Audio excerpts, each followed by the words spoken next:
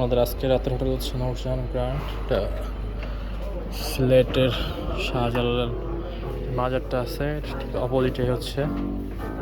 এটা হচ্ছে এটার লবি বা রিসেপশন। এটার ইন্টেরিয়রটা খুবই সুন্দর। সবাই বসে আছে, আমাদের রুমে কিগুলা যখন দিবে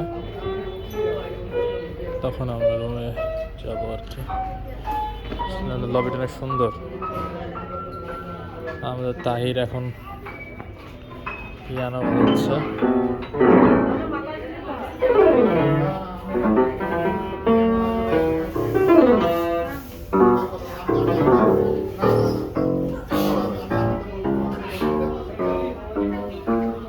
আমাদের নায়িকা টায়ার্ড, ক্লান্ত, তার ঘুম পাইছে।